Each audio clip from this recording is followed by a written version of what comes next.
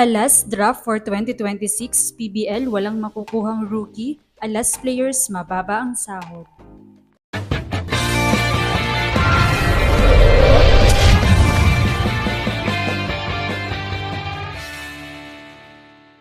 What's up, Volleyball Nation? Welcome back to my YouTube channel. Narito ako para magbigay sa inyo ng updates tungkol sa mundo ng volleyball. Pero bago yan, don't forget to subscribe and hit the notification bell para updated ka sa aking mga videos. Sa hakbang na lalo pang palakasin ng pambansang koponan, pinag-aaralan ng PNBF at PBL ang posibilidad na isama ang Alas Pilipinas sa nalalapit na rookie draft ng liga ngayong taon.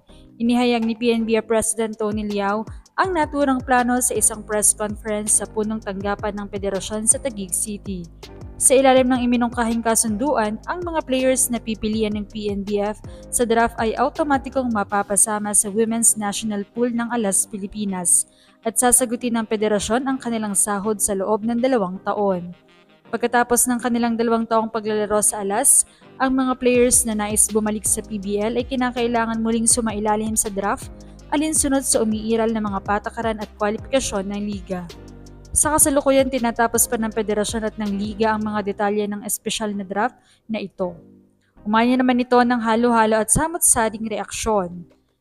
At magkano naman ang sahod nila? Baka naman mag-abono pa sila dyan. Yung mga players di lang trip nilang mag-volleyball ha, maglalaro sila para kumita ng pera.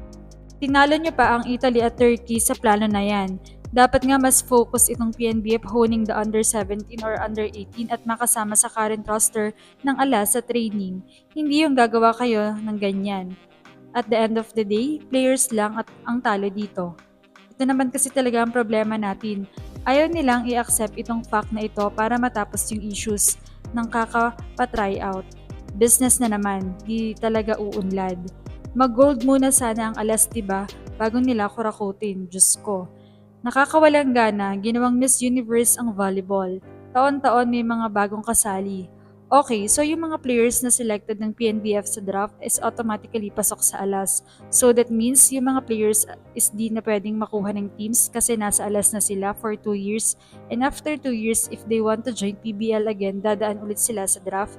Like it for example, si Angel, Pipito, Alinsug, Lamina. If mag-draft sila at mapili ng PNBF to join the NT, they're no longer up for grabs sa draft. Correct me if I'm wrong. What if bumuo na lang ng team yung Alas sa PBL? Like magko-compete sila sa mga conference sa PBL as a team tapos kukuha na lang sila sa collegiate kung may gusto silang kunin. That will be a good para sa NT. Mas titibay yung chemistry nila. Pero I doubt na papayag yung current club teams nila na mawalan sila ng star players. Especially Gia, hindi yan naalis ng creamline. I think applicable lang siya sa rookies or fresh grad kasi kung applicable yan sa lahat ng players, ang pangit naman ng role. Kung ako ang team manager ng mga team tapos kukunin ng Alas si Arado, Baron, Cici, Gemma, Gia, Davison, Brooke, MJ, Santos, Laura at Belen sa team ko and after stint dadaan ulit sila sa draft, wag na lang magpahiram. Anong masasabi niyo rito? Leave a comment below. Thank you for watching and don't forget to subscribe. Thank you.